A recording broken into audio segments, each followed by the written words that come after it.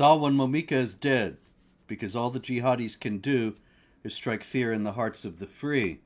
So what we must do instead of fearing their knives and their guns is to stand as Salwan did and show a free man never runs.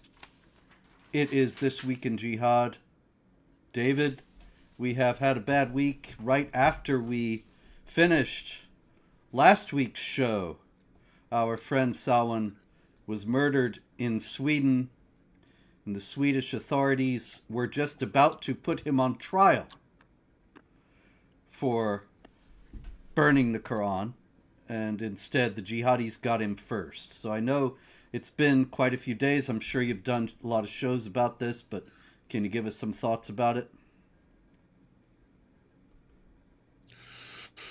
Well, it is just interesting that the police and the governments are always on the side with the jihadis. Always. They're always on the same side. They go about it differently. The police and the governments will say, we'll lock you up and do this and that for your Facebook posts and so on. But it's the same. It have the same goal as far as silencing critics of Islam. And so, yeah, these are dangerous, creepy times to be in. The jihad will kill this guy. Police say, no, we'll lock him up. They agree that Islam must never be critical. And yeah, so they have the same goal, just different methodologies. One saying, no, we'll do it our way, and the other one saying, no, we'll do it our way. And the even worse part, someone's saying I'm lagging. Hey, one second, Robert. Someone's saying I'm lagging. I just want to check and see if that's on my end. I may need to shut down or something. Yeah, I noticed that when you. Oh, you can go ahead and talk. I'll look up. Okay. Yeah, when David was here before, we had this, but I mean, we didn't have this, but it seems to be there now. Anyway, Jason Allen asks, have they not caught the guys? And this is an even worse aspect of this problem. They did actually catch the guys, and they almost immediately released them. And so you have to wonder, wait a minute, is murder not a crime in Sweden anymore? Or is the murder of a foe of jihad violence not a crime in Sweden anymore? And that may indeed be the case, because these men were actually caught and then released, which sends just the worst kind of message to the world that Sweden, and indeed probably all of Europe, is not going to stand up against the jihadis and is in fact going to aid and abet them to silence all criticism of Islam. So David, what do you think? You're still here. Shall we just plow on, or what's your plan? I'm thinking just to be on the safe side, I'm just going to go ahead and shut everything down and start it back up real quick. And that way, if there's a problem, my internet says it's running fine, but I don't know. These things just happen. Usually shutting down and starting back up helps somehow. But yeah, I'm going to go ahead and shut down. It's blurry. You're coming in and out in terms of the video and the audio, so it may work. And I'll try to maybe I'll tell some jokes or do some dances while you're gone. And, all right. I'll be back in a second. We'll be back. So, ladies and gentlemen, we actually do have quite a bit more jihad, unfortunately. But this week is really a week of stupid infidels. And the Salwan Momika story, the murder is one thing, but there's so many terrible aspects of it that go beyond that it's staggering. And one of them also is that Salwan Momika actually burned the Quran several times, and he did so on several occasions in conjunction with Salman Najem, another Iraqi refugee, and you can see Salwan Najem there and Salwan Momika in the background. And this was at one of the Quran burnings.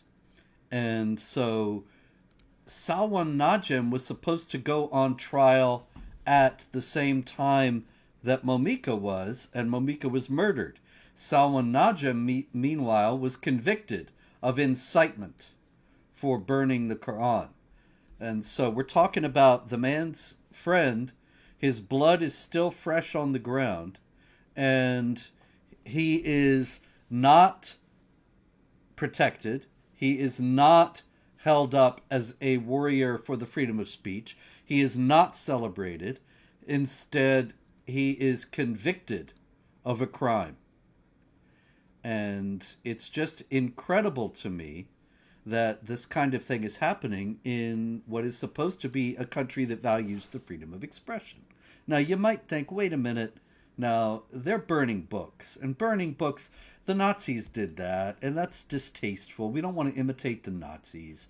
And so these people, they're out of bounds. Criticism of Islam is one thing, but burning books is another. And the fact is, yeah, a lot of people have objections to burning books in principle, but in the first place, they don't have to worry. There are billions of copies of the Quran. There are probably several copies of the Quran for every person on earth today. And it's not as if they're going to create some kind of a loss.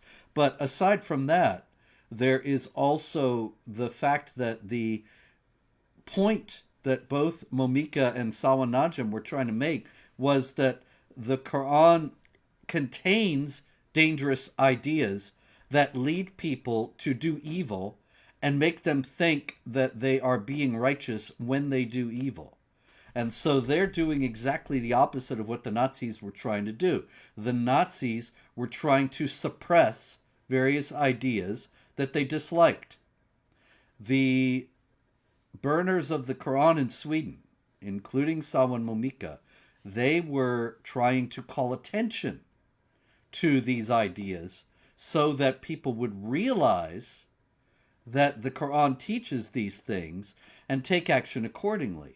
When right now, immigration policy, terrorism policy, everything that has to do with Muslims in the West is predicated on the assumption that it's a religion of peace that has nothing whatsoever to do with terrorism. Now, if that were the case, then you might wonder why we have 46,000 jihad attacks around the world since 9/11, and that's a fruitful line of inquiry that we could follow. But the fact is that to suppress the criticism of the book is only going to encourage those who use the book to justify violence and terrorism. And so the Swedish government is exactly on the wrong track. And it is on the wrong track in a way that, unfortunately, all the rest of the West is essentially as well, just not as quickly. If Sweden's going to put people on trial for burning the Quran, they have abandoned the freedom of expression, and they now have a protected group in Sweden that is beyond criticism. Now let's see if David will come in more clearly. David, you actually look as blurry as you did before, but I think we should just try to go with it, all right? I just checked. I'm having internet problems. It's going up to normal and then shooting down. So it's fluctuating. I may not be of much use to you now, unless this is just temporary and clears up. I don't even know if you can hear me right now. I can hear you fine, and so I think we should plow on, try to get as much as we can in, and if this doesn't work, we'll just go with it. But in any case, there's more. I was just talking about Salwan Najm and how he was convicted of incitement right after Salwan Momika was killed, and about the implications of the freedom of expression. And there's more, quite a bit more to say about this. I wanted to note, for example, that AFP, that is Agence France Presse, AFP, one of the leading news outlets in the world, they published a story about Salwan Momika that was called Salwan Momika, the Quran Burner Who Sparked International Tensions. And the first paragraph says, Iraqi refugee Salwan Momika, who was shot dead late Wednesday in Sweden, stoked international controversy with his Quran burnings. Now I saw that, David, and I thought, wait a minute. There is something wrong with this picture. Can you guess what it is? Blaming the victim. It's like saying, A provocatively dressed woman who was basically begging to be raped was raped last night after she enticed people to take advantage of her. There you go. Same thing. And so AFP, of course, is not alone in this. All the news outlets are talking about it this way, as if it's his fault. See? And so the implication is if we just shut up and don't criticize Islam, if we don't burn the Quran, if we don't say the Quran contains incitement to violence and terror and hatred, then everything will be okay. Right? Yeah, or yeah, if we just act like good dhimmis, we wouldn't be having this problem and we would be well-treated dhimmis. Exactly. Yeah. And so in the UK, we had, excuse me, we had Martin Frost. Martin Frost was arrested this week after the death of Salwan Momika because he burned a Quran in protest after Momika was killed. And you see, he was arrested there by two cops who looked like they could be Muslims themselves. And his address and name were immediately published. Even his birthday. His birth date, that's right. So there'd be no mistake in case you wanted to go kill Martin Frost. You would not have to worry about killing the wrong Martin Frost, because I'm sure there's more than one in Britain. But you would get the exact right one that you need. They told people where he lived, his birth date, and the borough where he lived, his full name, etc. And so it's very clear that the Greater Manchester Police, who arrested Martin Frost for burning a Quran, which is officially not a crime in Britain, they still officially have the freedom of expression. But in any case, Martin Frost was arrested. The Greater Manchester Police clearly want him dead. They wanted jihadis to come and attack and kill him. And I would say that's indisputable. I mean, you just basically gave a roadmap of how to kill this guy. We know there are jihadis who want to do it. And they said, hey, here's exactly how you can look this guy up and find him. And so he's basically been sentenced to death by the UK government. And this is something we talk about frequently. When it's a jihadi who slaughters unbelievers in the name of Allah, it's always some big mystery as to who it is. They only put out initials. They don't put out the actual name. And they always say they're looking for a motive and can't find one. But they never give you the details on how to find the person. They won't even give you the person's name. And here you are 5 seconds after this guy burns a Quran, and it's, hey, here he is. Here's how you find him. Here's his full name, date of birth, all that stuff, and where to locate him. So yeah, they sentenced this guy to either death or to be fleeing for his life for the rest of his life, all for the crime of saying, you guys shouldn't be murdering people over making fun of your book or criticizing your book or opposing your book. And therefore, since I do not want you to get the wrong idea and think that you have now silenced all critics by killing a man, I'm going to stand in solidarity with him and burn a Quran. And the UK government, no. You have to submit to these kinds of things. You have to submit to the murderous cult that is spouting the orders at you. It's sick stuff, man. Sick stuff. But Hey, I had to point out, Robert, you can't say no one warned these people. When they banned you, how long ago was that? I know it was over a decade ago. That was 12 years ago now. 12 years ago, the UK government banned you and Pamela Geller because you're critics of Islam and you criticize Muhammad and you criticize the Quran, and we cannot allow you into our country. And you had British people who were saying, whoa, this is messed up. You also had British people who were celebrating it and saying, yes, keep them out, keep these troublemakers out. And of course, in our minds, we're thinking, wait, if Britain has gotten this bad now, 12 years ago, what are things going to be like in the future? Because they're not going to get better. They're going to continue getting worse. You look at the trajectory. If the trajectory continues as it is, and here we are 12 years later. Now they lock their own people up and sentence their own people to death actually sentencing them to death or to a life of hiding over burning the Quran, making fun of the Quran, these kinds of things. Can't say they weren't warned. And the people who celebrated this 12 years ago can't feel bad for them. You could feel bad for the other people who didn't want this. But yep, they bringing it on themselves. So we're witnessing the suicide of an entire culture. Absolutely, we are, and it's really unmistakable. Yeah, it's actually policy for the news outlets in Europe not to publish the names of perpetrators. And so routinely, we've seen it so many times on this show. I am reading an excerpt from a story, and I have to say Abu Bakr H. or Muhammad Al-Q, because they don't tell you what the guy's last name is. They want to conceal and protect him. And that law was actually put in place in order to fight Islamophobia, so-called, and to keep people from thinking that these perpetrators were Muslims.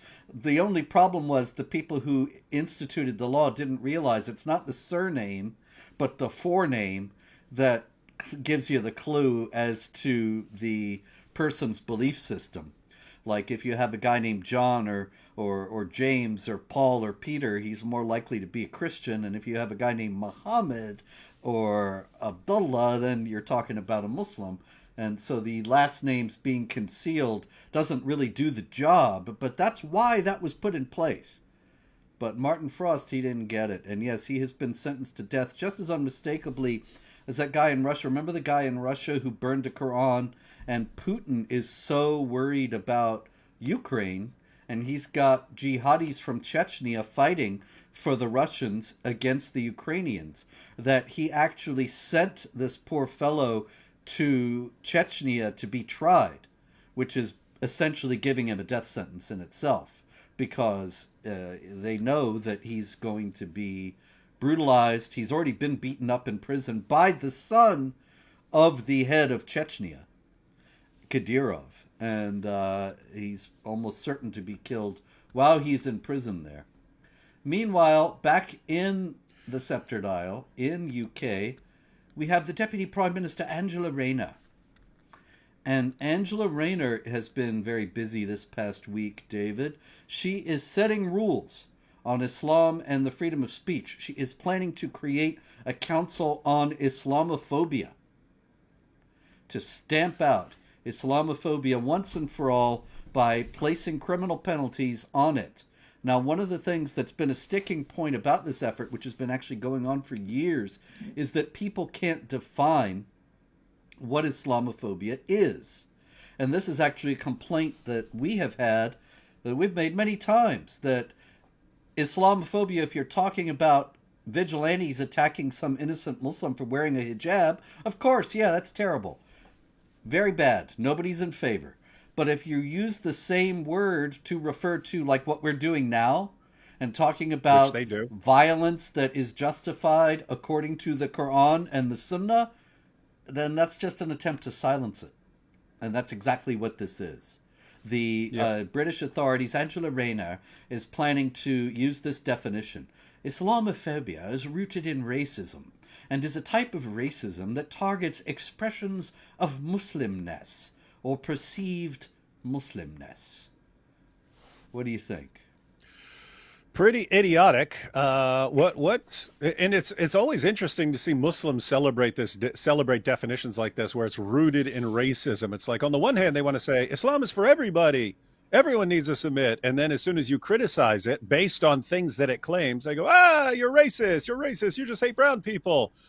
And what about all the ginger jihadis in Britain?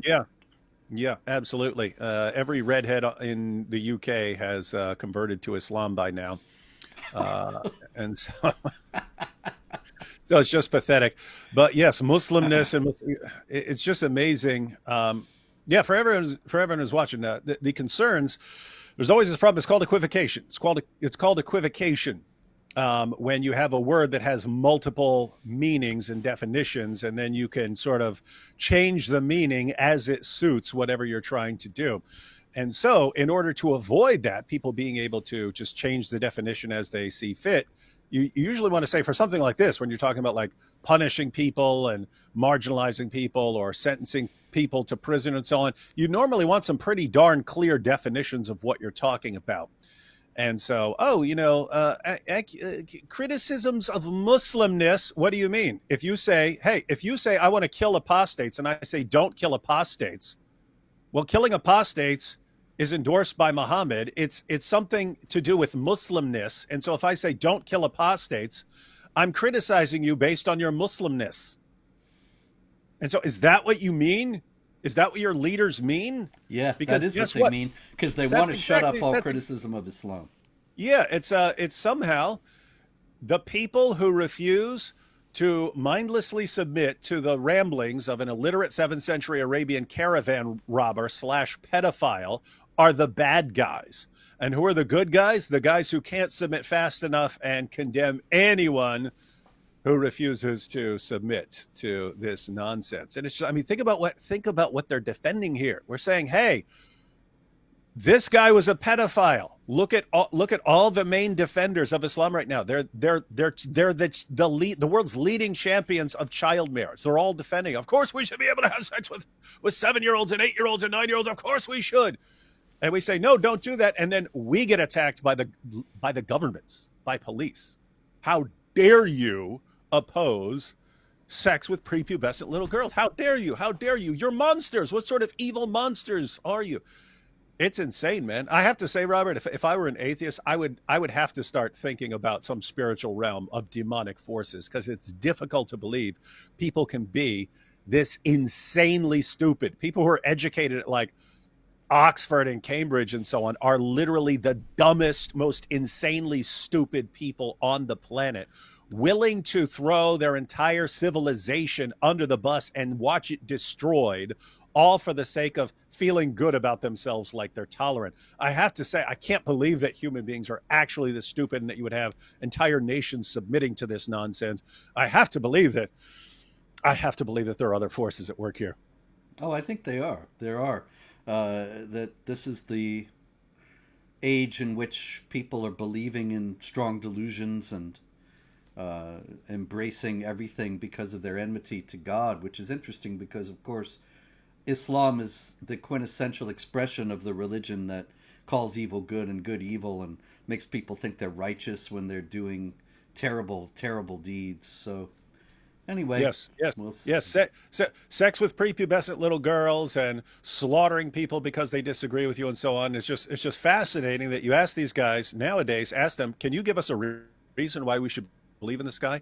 100% of them will back down, unless you're completely ignorant. If you know absolutely nothing about Islam, they're happy to give you all kinds of reasons to believe in Muhammad, but their reason would never stand up to scrutiny, and so they refuse to offer them. It's just these are insane times. Mm-hmm. Yeah, I got more insanity here, David. Here's Ian Sleeper, a marvelous English name, Ian Sleeper. And you can see that his sign that he's holding there says, I love Muslims, hate Islam. Love Muslims, hate Islam. And there are 2 cops there. They are arresting him. This happened some months ago, and a court has just ruled. He was arrested outside a London cathedral. He also had another one that said, love Muslims, ban Islam, the religion of terror. And the Metropolitan Police arrested him, held him for 12 hours. And so he entered a legal claim that he was unlawfully detained by police. And he just lost his court battle with the police. And they said that his arrest was necessary. And get this, David, the basis for arrest was not confined to the possibility of a risk of harm eventuating to Mr. Sleeper himself, but extended to the risk of other persons as a result of public disorder. So they're essentially admitting that they arrested him because Muslims would riot. But they didn't arrest the rioting Muslims. They arrested Ian Sleeper. And in the U.S., we call that the heckler's veto. But so the British government, once again, just did what they always do. It's the same thing we've seen them do with Hatun Tash and others and so on, where Hatun can be surrounded by Muslims threatening her. They'll arrest her. They won't arrest the people who are surrounding her and threatening her and attacking her. They'll arrest her. And once you go that road, you basically encourage people to become violent over anything they don't like. You encourage Muslims, hey, if you want us to make a Sharia compliant hellhole here, just threaten violence over anything. And then we'll go after the things you don't like. So very easy to do. You can say, hey, this place over here sells pork. We will riot in the streets and burn everything to the ground if you do not change that. And police will start arresting them. We stop selling this, or we'll arrest you for upsetting all these kind people that we're programming to be as violent as possible. Pretty and that's insane. common. People don't realize this is not going to stay the way it is forever, just as it didn't 12 years ago. And so in another 12 years, British police will be doing exactly that, arresting people for selling pork, in an area that is Islamic or something of that kind. And all of this is going to continue to advance. This has happened everywhere that Islam has spread in the world, and only been rolled back in a couple of places, Spain and Israel notably being two of them, and there's no rollback going on in Britain. Maybe it'll develop, but right now it's not happening. So it's only going to keep advancing, and that means more Sharia, more restrictions on non-Muslims, more violence. And the longer they wait to deal with the problem, the more impossible it's going to be. Like, keep in mind, at any point, over the past 20 years, 25 years, the people of Great Britain have said, hey, we still vote, and we're going to vote people in power who will not allow this to happen. Instead, nope, we're going to keep voting people into power who are doing this. But the longer you do that, the more Muslims you bring in, the more difficult it will ever be to change by the power of your votes. And so you're eventually going to get to the point where you can't deal with any of this by any peaceful means. And then you get a bloodbath. And it's a bloodbath that could have been avoided, but you insisted on not taking any peaceful route to dealing with it. No, you want to pass this off to the next generation. Leave your citizens in a state of complete desperation, where it's the future of our children versus these people who want to do all these horrible things to us, and you're going to end up with a bloodbath, a violent, bloody civil war being the only way to deal with it. And the only light at the end of the tunnel is we'll be there saying, "We told you so." Yes, and well, as we talked about before, the Reform UK party is rising, and Nigel Farage, however, said, you can't say this has anything to do with Islam because the Muslim population is growing so fast in Britain, which only means, as you said, it's just going to get worse. And eventually there's not going to be anybody even like Nigel Farage going that far to say there needs to be restrictions on mass migration. There'll just be a Muslim majority in Britain. There'll be Sharia. The native population will be a persecuted minority, as we've seen happen. See, people don't realize. You look at North Africa, you look at Egypt, you look at Syria, you look at all the countries that are considered the heart of the Islamic world. They used to have majorities.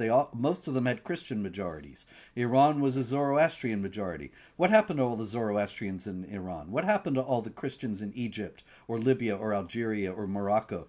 It's not that they left.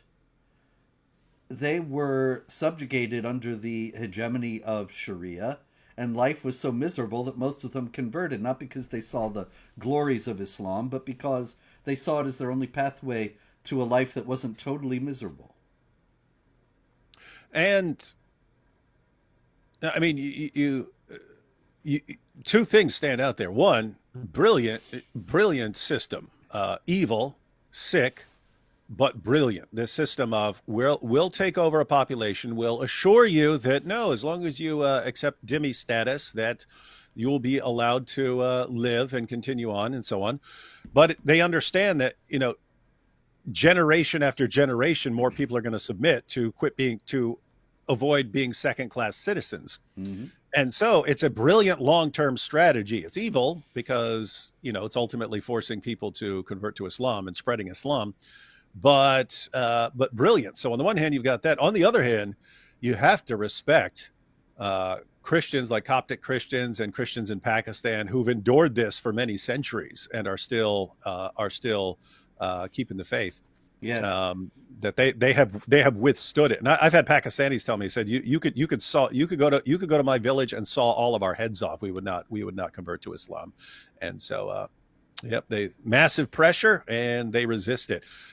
Imagine these Christians looking at Great Britain and saying what Great Britain bending over backwards to say, hey, we want to be exactly like that. We want to be exactly like Pakistan and Egypt and so on, where non-Muslims are all second-class citizens. We want to be like that, please. Huh. It's insane. Yeah, it is. It's well, like you say, it's some sort of it's definitely a spiritual battle, and I think it's some sort of spiritual illness that they have fallen ill to. This is Saida Farwa, and she's more of the insanity that is modern Britain.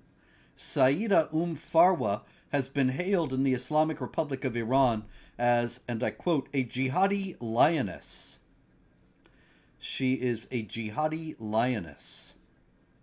And she says she actually runs the UK charity, Labaik Ya Zahra, and she's gotten a prize in honor of her charity work. And she tours all around Britain speaking at Islamic charities, the jihadi lioness, and the British authorities don't seem to have any problem with that. They just don't want critics of Islam walking around.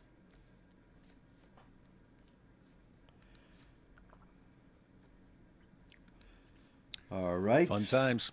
It's so weird, Robert. It's serious. It's seriously so weird. Just sit there thinking, you guys are begging for it. I can't even. It's the point. I don't even want to defend you. I don't even want to defend you. It's just the fact that there are people there who didn't want any of this, and they're the ones who are going to suffer. Yes.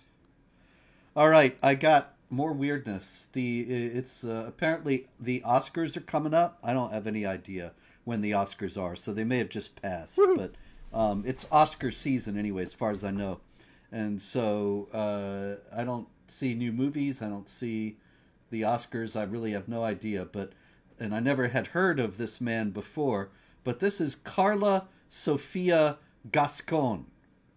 And Carla Sofia Gascon is a man who claims to be a woman, a transgender as they call them.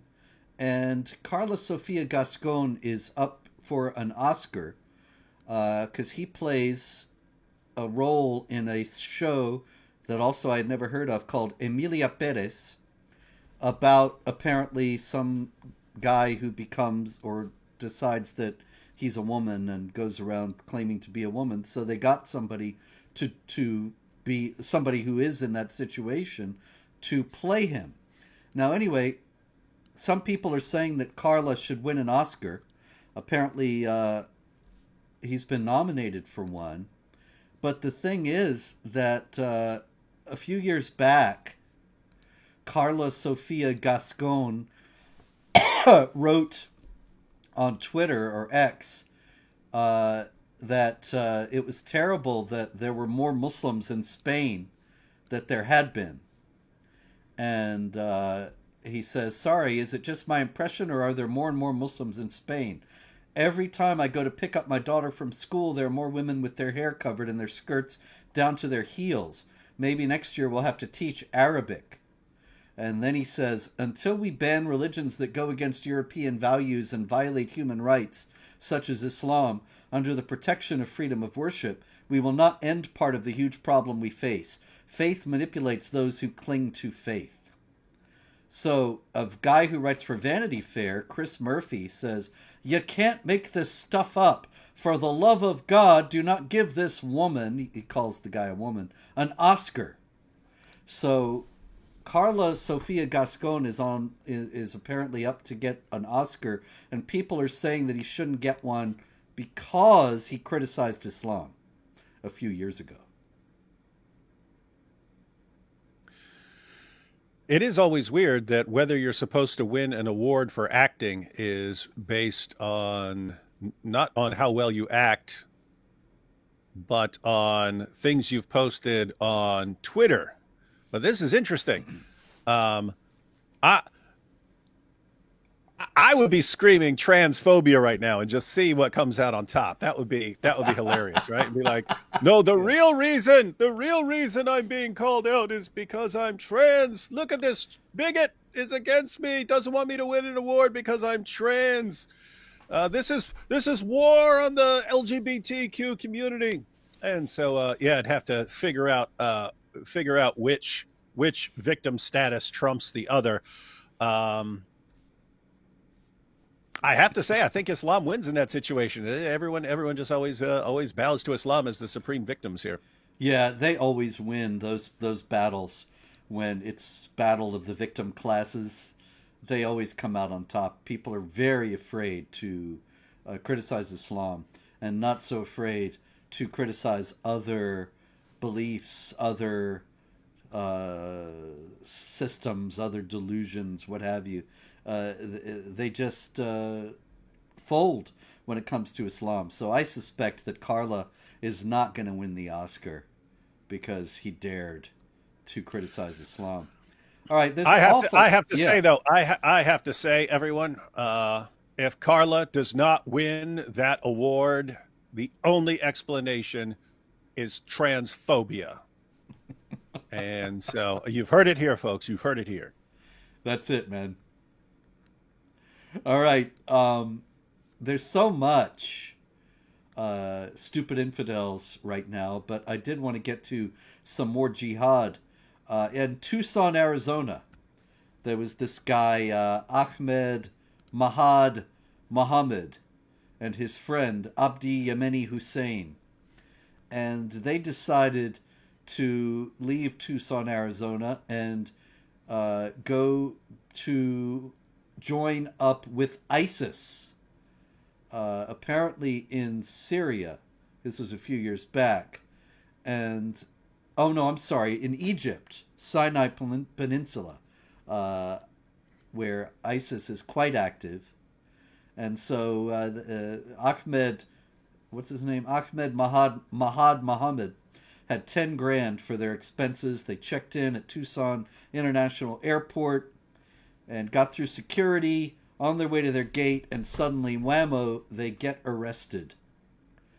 And it's a shame, really, because Ahmed Mahad Mohammed had said that what he really wanted to do, his life's aspiration, David, was to get to ISIS domains in Sinai, and he wanted to become, and I quote, the beheading guy. So he wanted to be the guy standing there in the videos with the victim in the orange jumpsuit and saw off his head. And I thought, that's real Islam. That's a guy who... Well, to be fair, to be fair, everyone wants to be the cool beheading guy, right? Well, if you're a jihadi, don't you want to be the cool guy who gets all the who gets all the press, you're in all the pictures and stuff like that? Yeah. All this hang 1 second, Robert. We have Yes, sir. Breaking news. Breaking news. The 97th Academy Awards. The 97th Academy Awards is March 2nd, 2025. So that's when we find out. Well, we'll have to revisit. That's where we find out who the biggest... Yeah, that's when we find out who the biggest victims are. That's when the decision will be made. Yes. What I was wondering about the Tucson, Arizona guy before we go on is, where did he learn about Islam? You have two Muslims from Tucson who decide to join ISIS, and one of them wants to become the beheading guy. Why didn't his moderate mosque teach him to reject this understanding of Islam? Every American authority assumes that all the mosques are teaching peace and tolerance in the United States. So where did he get this idea, and why aren't any authorities caring to look into that? And it's the same issue that goes way back to The people who, the jihadis who tried to kill you and Pamela Geller in Texas, they were from Arizona. And it's like, where are all these people in Arizona? Some of them converts to Islam sometimes, getting the idea that their job is to go around slaughtering people. Where are they getting this idea? They all come up with it on their own, or is that actually being taught in their mosques? Yeah. The two guys who came to kill us were from the Islamic Community Center of Phoenix, which is still operational. And one of them, Ibrahim Simpson, had appeared in promotional videos for the mosque. And a lady who went to the mosque, who was an associate of the famed moderate Muslim Zuhdi Jasser, although she was later killed in an accident, she said that Ibrahim Simpson was always around the mosque and would never do anything without asking the imam if it was Islamic. And I think, wait a minute. Okay, so we have somebody who knew him say this, and yet no authorities in Phoenix or anywhere else made any effort to determine what the role, if any, of the Islamic Community Center of Phoenix was in sending those two guys over to Texas to kill us. You got to wonder, David. I certainly do. All right, also in Baluchistan, which is in Pakistan, although they were trying to break away, a New York-based Muslim named Anwar al-Haq. He's been living in New York for 28 years, but he returned to Pakistan recently, and he had with him his 14-year-old daughter. And while he was in Pakistan visiting relatives with his 14-year-old daughter, he killed her. And he says that it was because she was committing blasphemy. And you know the usual story. The family objected to Hira, that's the daughter's name, to her dress, her lifestyle, her social gathering, and her friends. So once again, we see it. What's that all about? A couple things there. First, when you said blasphemy, pretty easy to justify killing someone for blasphemy in Islam, because we see this. We see this in the Muslim sources. We see Muhammad ordering people to kill critics. We see in Sunan Abu Dawud where a man killed the mother of his own children. When Muhammad found out about it, said, "Hey, who killed this woman?" He said, "Yeah, she was saying mean things about you." And then Muhammad said, "Oh, okay, don't punish this guy." So it's understood that that's fine. But as for the other stuff, very easy to justify killing your daughter or other family member for not being Islamic enough. The general roadmap, ladies and gentlemen, is Surah 4, verse 65, says that if you do not submit fully to all of Muhammad's decisions, you're not a real Muslim. So in other words, if you say, yeah, Muhammad said that, but I don't have to follow it, they will put you in the apostate category. You're an apostate. What's the penalty for apostasy in Islam? Death. And you have Muhammad in Sunan Ibn Majah saying, carry out Allah's penalties even against your own family members. And so what do? My daughter's out of line. She's an embarrassment to me. How do I fix this? Kill her. And he's in the perfect place for it, because that is the honor-killing capital of the world, Pakistan. Yep. And Surah 18 of the Quran, of course, contains the famous story of Moses with the unnamed wise person who's called Khidr in Islamic tradition, or Green. And he kills a young man and then explains to Moses later that he did it because he knew that he was going to grow up to be unrighteous. And his righteous parents deserved a better child.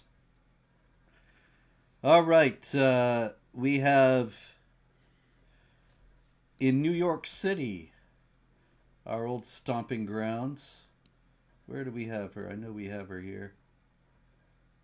There she is. Sinmaya Caesar. Sinmaya Caesar, who is a convert to Islam, obviously. And she became an ISIS recruiter. She calls herself, okay, you're going to love this. She calls herself Nutella.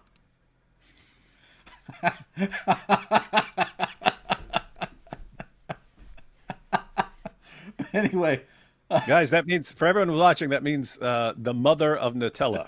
That's right. All right, so I'm guessing she named one of her kids Nutella. And so she's Nutella. Definitely so dealing with the top brass here. yes. All right, so she became an ISIS recruiter, and in 2019 she was given 4 years in prison. And the judge said we also have to make sure to give her um, mental health support that would save her as a human being. And then a year later, into her 4 year sentence, she was released and blew off a later court decision and cut off her ankle monitor and started recruiting for ISIS again. And so now, after she was given the slap on the wrist before and the extremely light sentence, now she is being looking at 70 years in prison for her continued ISIS activities. I don't know. Do they have Nutella in prison, David? I don't recall because I've never. It's possible that it was on the. You get the food that they give you every day. They're definitely not giving you Nutella, but they also had stuff that you can buy. The commissary. I don't recall. It's possible though. She better hope they have some there if she's going away. It does raise the interesting issue, Robert. I thought once you get these people out of whatever harmful environment they're in that's brainwashing them into thinking that Islam's a religion of violence, that if you just got them out of that environment and put them through your cute little de-radicalization program, that they were going to come out peaceful and model citizens. And here it's making it look like it doesn't even work. Yeah, it's very strange. I don't understand that. You'd think that if you show them how Islam truly teaches peace, then they will turn to a life of good works. It's very strange. Yeah, it's almost like they go in there and they build an army. Yeah. And then they come out and they try to recruit for the army out here, and then they get locked back up and they keep recruiting more and more people and so on, and building an army behind the scenes. It's weird. It is. And what's weirder is, once again, strong delusion has come upon authorities all over the West so that they let this jihad recruitment happen in prisons and don't do anything to counter it, because, of course, that would be Islamophobic. All right, over in the Netherlands, we had a migrant from Syria. And what he did was in Utrecht at 3 p.m. on Saturday, he walked down the street, busy street, and he stabbed an 11-year-old girl to death. And the cops, of course, are searching for a motive, but they do point out that they are investigating reports that the suspect had been acting confused in the week before the attack. So what are they trying to tell us there, David? Well, that it has nothing to do with Islam. It's what they always tell us. But it is interesting that, again, burn a Quran. They don't say, hey, this guy was confused a week earlier. They just say, nope, this person has to die. Here's where you can find him.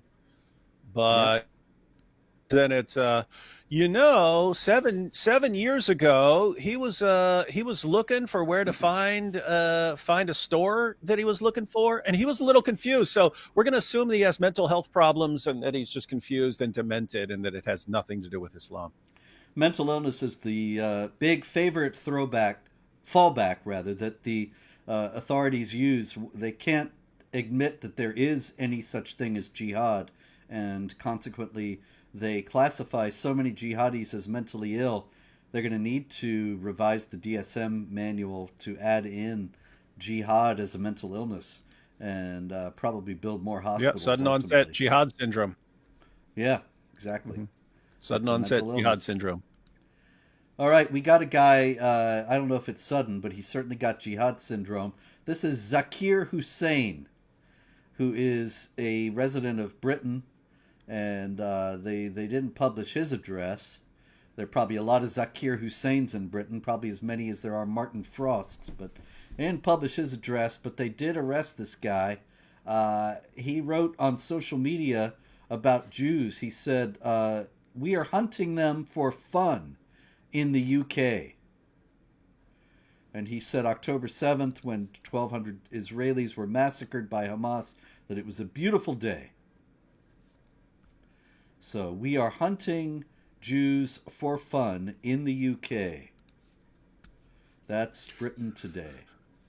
Always fascinating that you'll have all these Muslims saying, "Hey, wherever you are, we're going to hunt you down. We'll hunt you down in the UK. We'll hunt you down in France. We'll hunt you down in Germany. We'll hunt you down in Italy. You're never going to be safe. We're always going to be trying to kill you." And then they'll turn right around and say, you have no business having a country where you can protect yourselves. So what is this? Why don't you just live safely in other countries? There you go. Why not? Why indeed? All right, look, Germany, another one like this. There's so many like this. It's all the same. And this, here again, we have it, what we were talking about before. Hasibullah A. So we don't have his last name. Hasibullah A. He was apprehended last Friday. And what happened was that he was arrested. He's from Afghanistan. And he was displaying erratic behavior, they said. So the cops went to his residence and they found 2 knives, a balaclava, an axe, a hammer, and written materials that contained threats against Germans, including "Death to you Germans," that he had written, as well as "Long live Afghanistan." And you gotta wonder, why did Hasibullah A leave Afghanistan and go to Germany if he hated Germany and wants the Germans dead?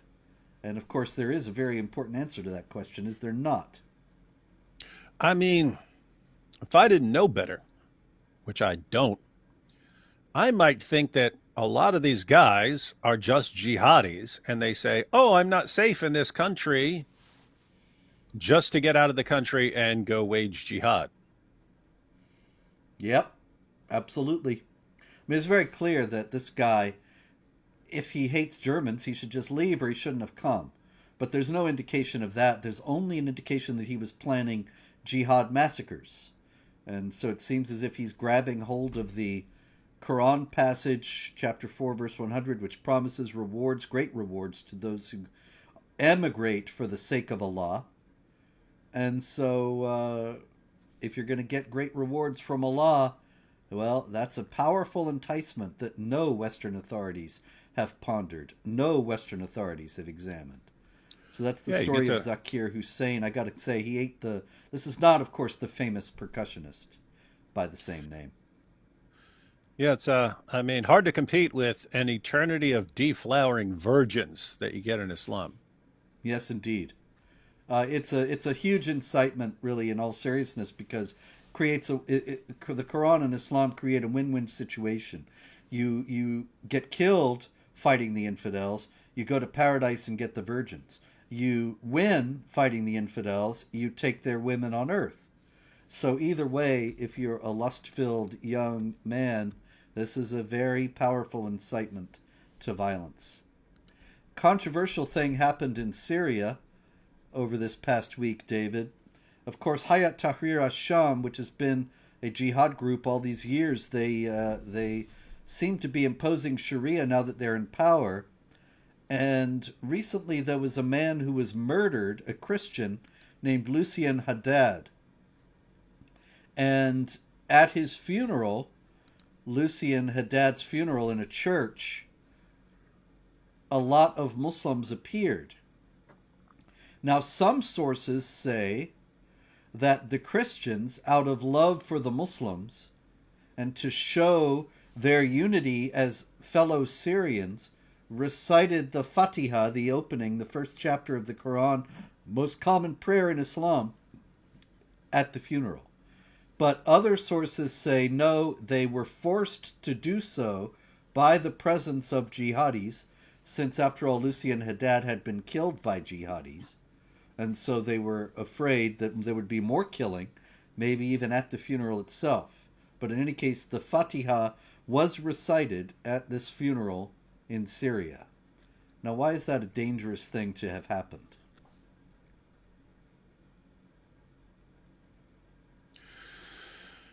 If they recited it willingly to show solidarity, then they're morons. If they were pressured into it, that's a different story. But the end of Surat Al-Fatiha is asking Allah not to be Jews or Christians. Don't make us Jews or Christians. It doesn't say that, but we know what the words mean. Again, at the end, when it's those who have gone astray, make us not like those who have gone astray, that refers to Christians. And so you would actually have Christians praying not to be Christians anymore and to be Muslims. And that's just insane. Precisely. So it doesn't look as if things are good for the Christians in Syria, but we'll see how things develop. Meanwhile, a couple things I wanted to make sure to get in. Back to Britain again. Suella Braverman, the former Home Secretary, she said this past week that if things don't change soon, that Britain could be led by an Islamist government within 20 years and become an Iran-style enemy of the West. I think she's wrong, David. I don't think it's going to take 20 years. You think it's sooner. That's right. Yeah, but between 5 and 10, yeah. Yeah. Meanwhile, another detail came out. I still can't believe this. But this is from The Sun, the British paper. And as far as I know, no official denial has been made. But if you get to Britain and call yourself a refugee, you can bring 50 of your relatives in every day. 50 a day. This is the story. The Sun says more than 50 relatives of refugees are allowed to join them in Britain every day. The numbers have trebled to 19,154 in a year. So every day, people are saying, oh, I want to bring in 50 of my relatives, and more are coming in. And of course, the British authorities don't have any way to verify that these people are relatives at all. And it wouldn't even matter if they were.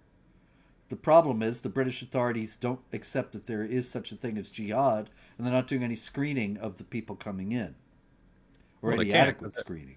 Screening them would be Islamophobic, Robert. Precisely. Oh, hey, this is a big story. Oh my goodness, time's running out. Meant to bring this up earlier. This is Hadi Matar. Remember Hadi Matar, David? He's the guy who stabbed Salman Rushdie. Oh, yeah. And that was quite some time ago, but only now. I believe it was today, as a matter of fact, or yesterday. His trial began in Chautauqua County, New York. And he is, of course, accused of attempted murder and assault. He stabbed Rushdie, left him blind in one eye, and with a permanent hand injury. And you're going to love this. The prosecutor, Chautauqua County District Attorney Jason Schmidt, he said, from my standpoint, this is a localized event. It's a stabbing event. It's fairly straightforward.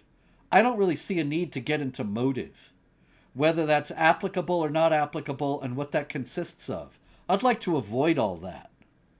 Meanwhile, Hadi Matar's attorney, Nathaniel Barone, he wants screening of the jurors, potential jurors, saying that people might be Islamophobic. He says they've talked about the reason why this alleged crime supposedly occurred was because of this book involving Muslims. All that. So it's kind of like the barn door's been opened to prejudice. So on the one hand, you got the district attorney saying motive here. And you got the defense attorney saying, yeah, and we want to screen the jurors to make sure everybody loves Islam. And so I guess I guess what you're, because keep in mind, I mean, there's too much evidence. They know this guy's going to be convicted, but it's going to be like, what is your sentence and so on. If you're a jihadi trying to slaughter someone to, you know, for a fatwa and so on, that's in their minds, you're in the terrorist category. If you just stabbed a guy, you're in the stabbing the guy category, and it's not some jihad attack. It's not some big terrorist attack. It's nothing to do with trying to subjugate the West and so on.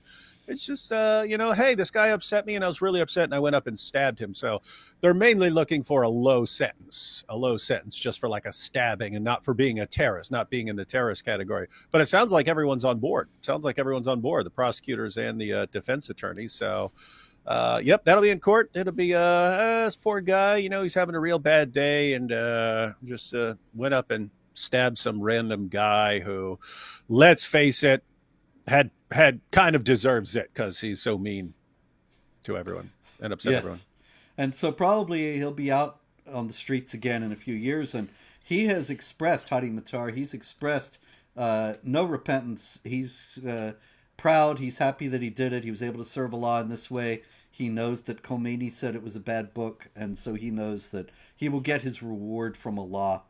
And so everything's going to be good. But the other critics of Islam should probably be watching over their shoulders. Hadi or somebody could be around. But that is no call for fear. That is a call for courage and resoluteness in the face of evil. And so that's what we are striving for at all times. And we will be watching Jihad continually. And back again. Watch this space for more. And until then, pray, hope, and don't worry.